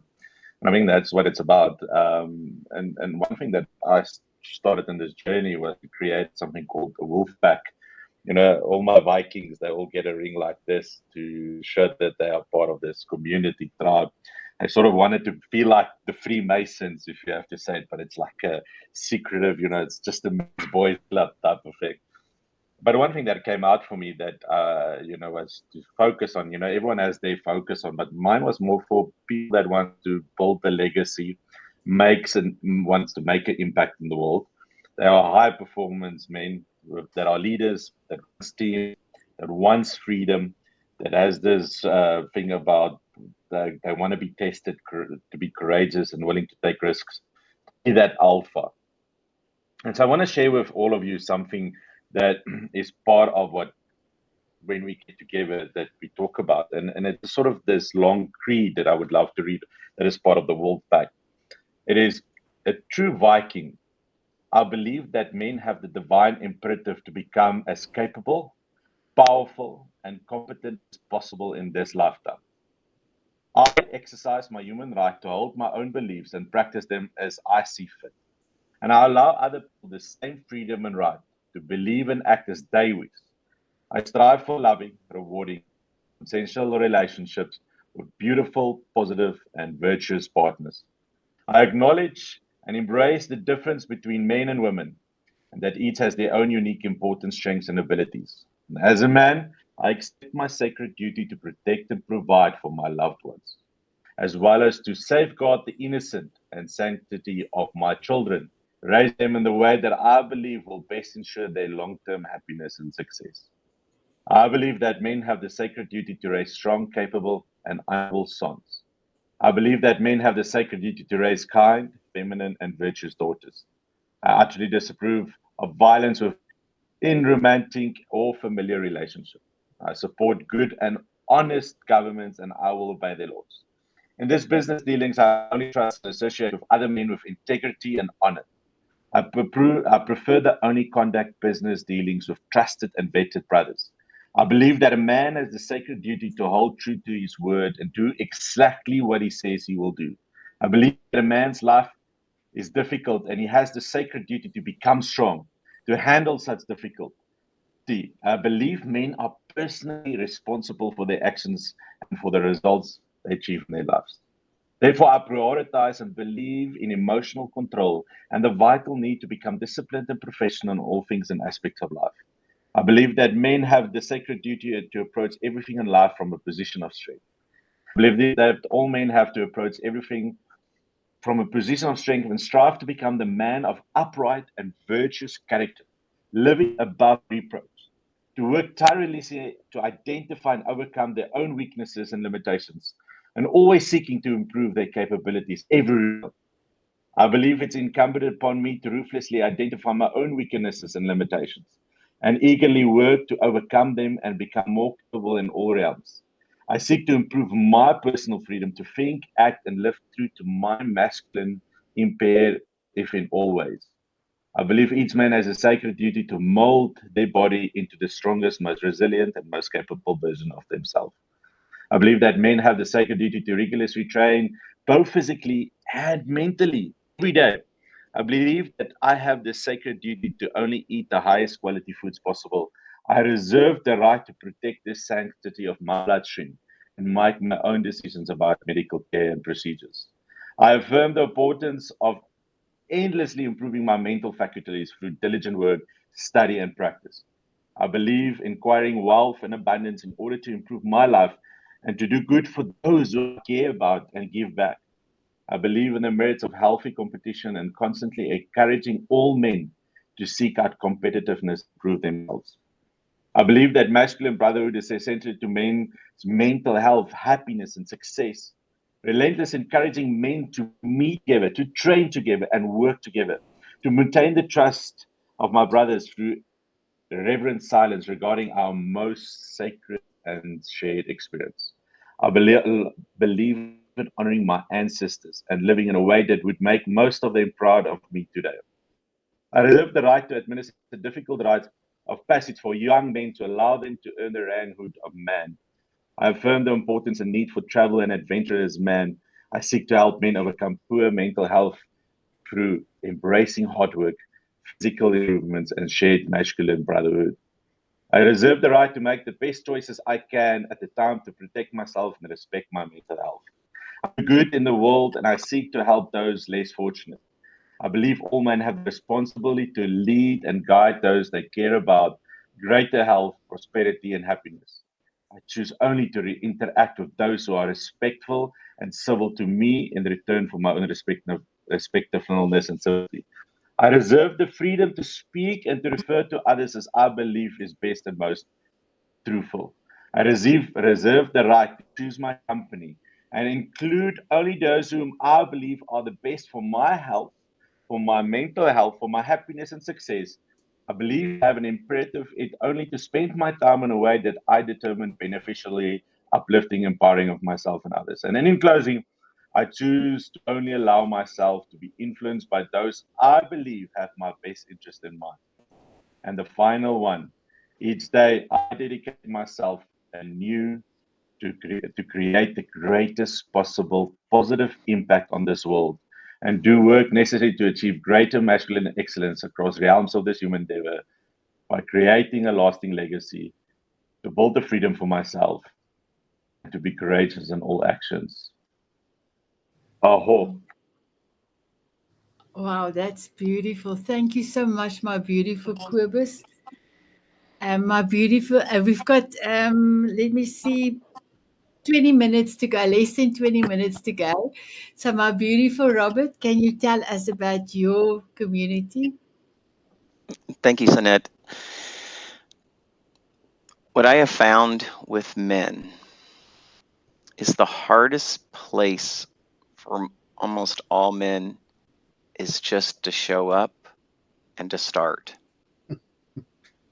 It is the hardest thing to do, is get them to show up and to start.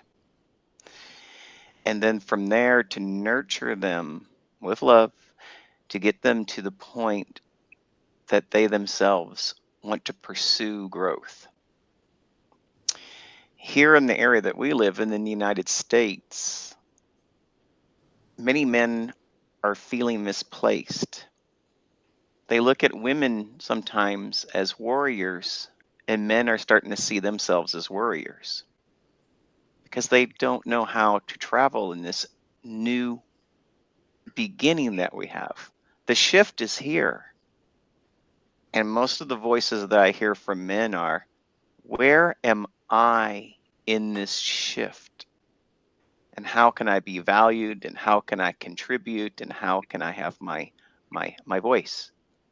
And for many men, and I talked about this earlier, who are in isolation and loneliness, they don't have a tribe because they lacked self-care for so many years. They don't know where, when, how to ask for any help. And then to compound that, where is the place of support? Where are those men's groups? And then lastly, that starting point is the ego. How do we slay the ego to move on to find love in ourselves and our family and others? And so what I'm finding is in the book The Art of Connection, there's stories of men and there's stories of women, and it reminds me of what my mom told me. She said, "Son, I'm going to give you the secret of life between men and women." She said, "It's not a man thing and it's not a woman thing. It's a person thing. And as soon as we all understand that, the sooner we all can move forward with velocity together." And so with that, I hear a lot about mindset. And in our group, we don't start with mindset. We start with heart set. Because we believe if you have your heart set and your mindset, you'll always pursue your skill sets. And those will help you, utilize your gifts for greatness. The other thing that we look in the men's 525 group is we keep the groups very small and invitation only. Because not every man, especially when they're starting in their steed, want to announce to the world they might be in this crazy 12-step program. So, oh my God, I don't want everyone to know. So they need a safe place to start so they can start to unwind and untwine and become vulnerable, and they can pursue these connections again. And I say loving connections. Now, in our group, we look at the cues. We create a place for IQ, so a place for personal growth. We save a place for activity, for EQ, for the emotional development. But I think one of the things that I also think that we have as well is CQ, is developing in people where they have an appetite for others. And I've said this for a long time, whether it be business or personally, if you have great IQ and you have great EQ, you'll just have an emotionally intelligent person. But if you have someone who has IQ, EQ, and CQ, you'll have someone who has the emotional intelligence, the intellectual intelligence, and the appetite to do anything. And that is one of the things that we love to seek and achieve in our groups. So my question is usually, why the 525? Because we keep our groups to about 25 men. Because I say, with men, it's the closest five who are in your life, and that is the develop of the reflection that you want. And why 25 is because as men, it really is harder for us to create and embrace and just hold more than 25 relationships at once. And so the goal of the 525 is to say, look at your phone, have your 25 men in that phone, and that becomes your support, that becomes your opportunity, and that becomes your tribe that helps you get to your ascension.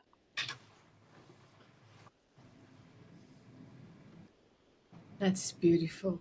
Thank you so much for sharing, my beautiful Robert. So, lastly but not least, my beautiful Jeremy, can you tell us about your group?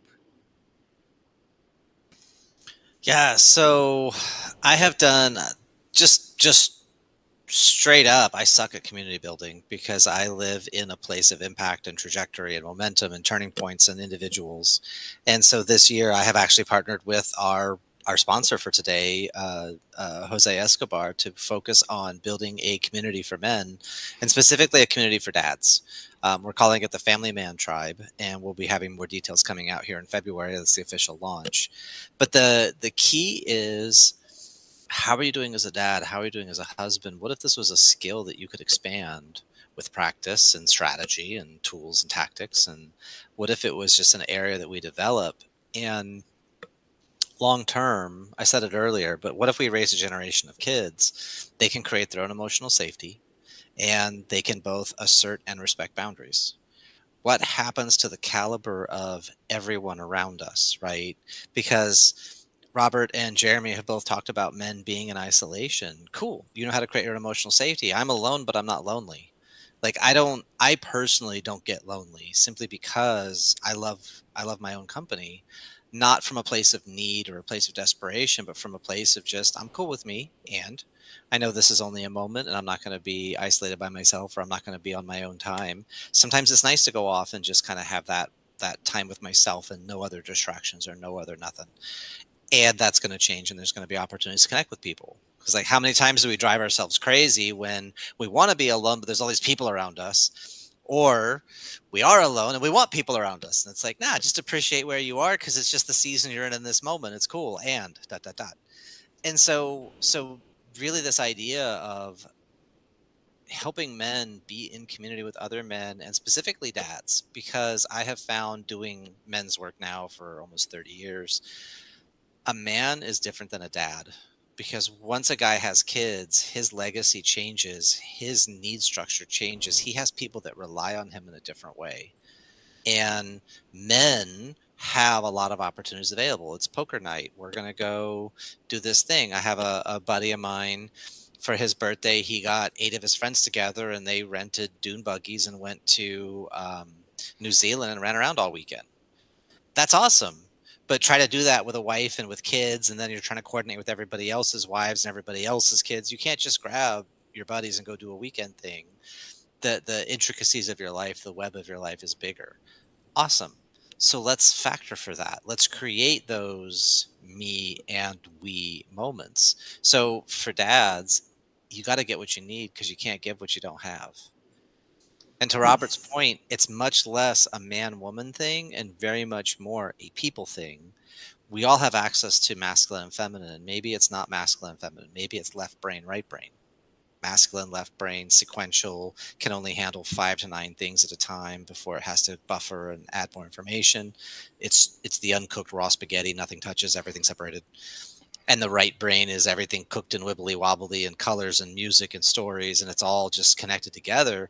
Maybe that's what's going on, and we've just culturally added these lenses of masculine and feminine because men tend to bias left brain, women tend to bias right brain, and neurodiversity doesn't exist because it's all just the wirings between the lefts and rights of the hemispheres. Maybe that's the deal. We don't know. The science isn't settled, and no one person is the perfect example of all human.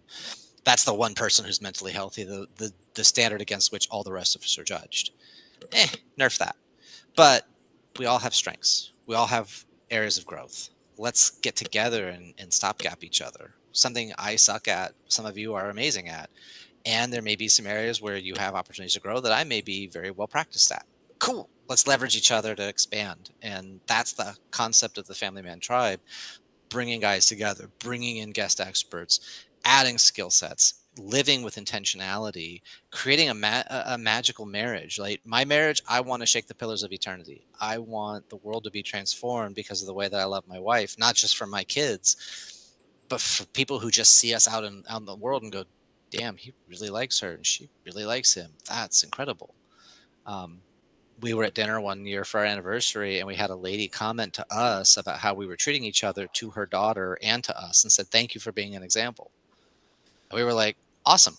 Like, we weren't trying, we were just being us. But thank you. We appreciate the acknowledgement. That was really sweet. And it's lovely for you to, tell that to your granddaughter as well, because there's amazing examples of awesome stuff around us all the frickin' time.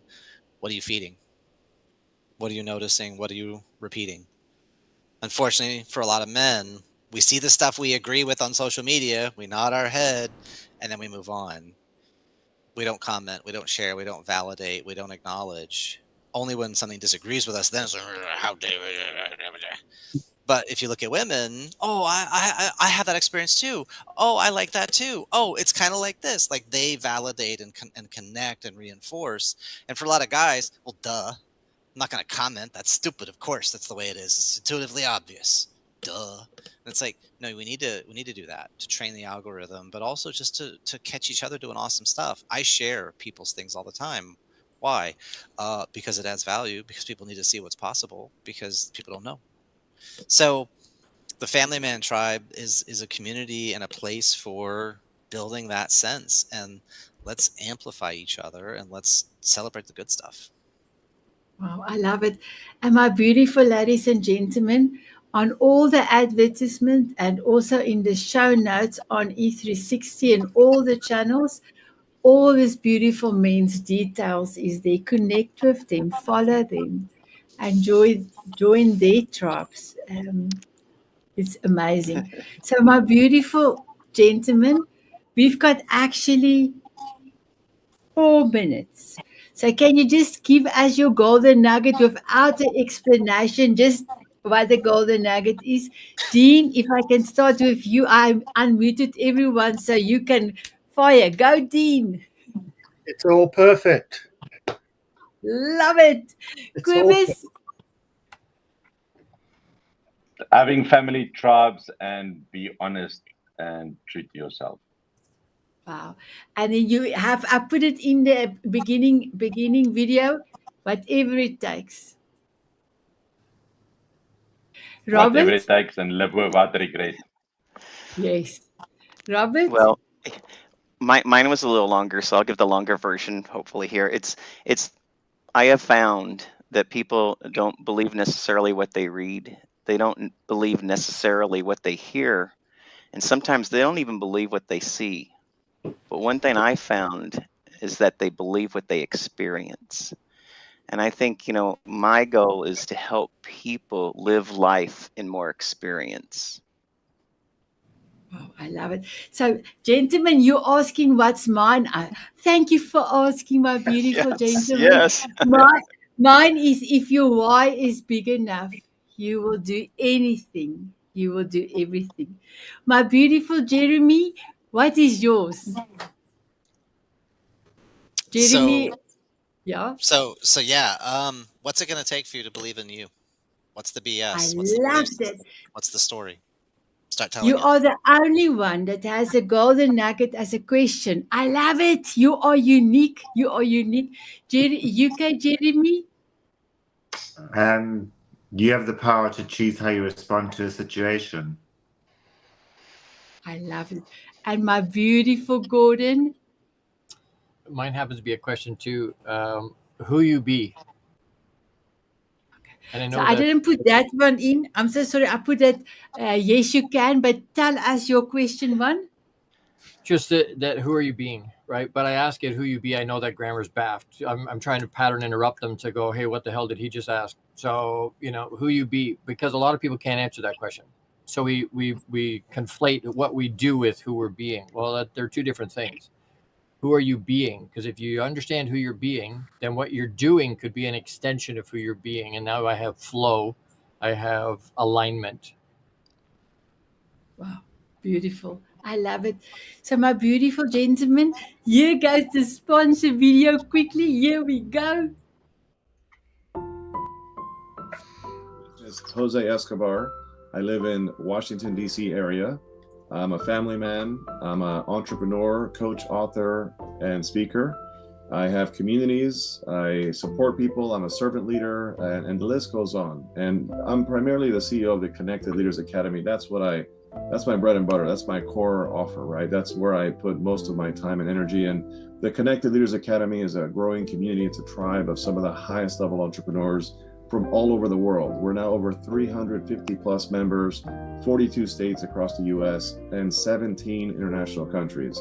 If you're an entrepreneur out there that's looking to grow personally and professionally, scale your influence, develop your skill sets, move the needle in your business, more money, more clients, right? This is the community for you.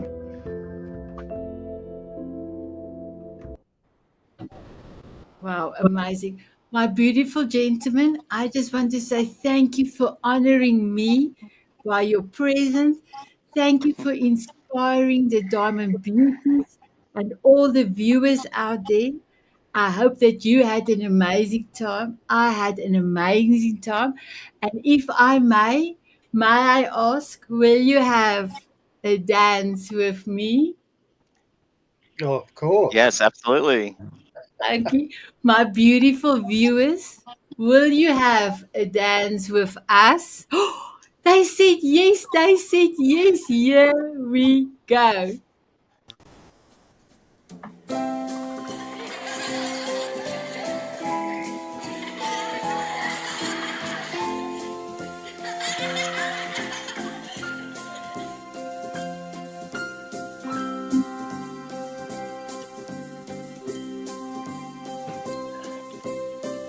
Walking on sunshine or dancing in the rain.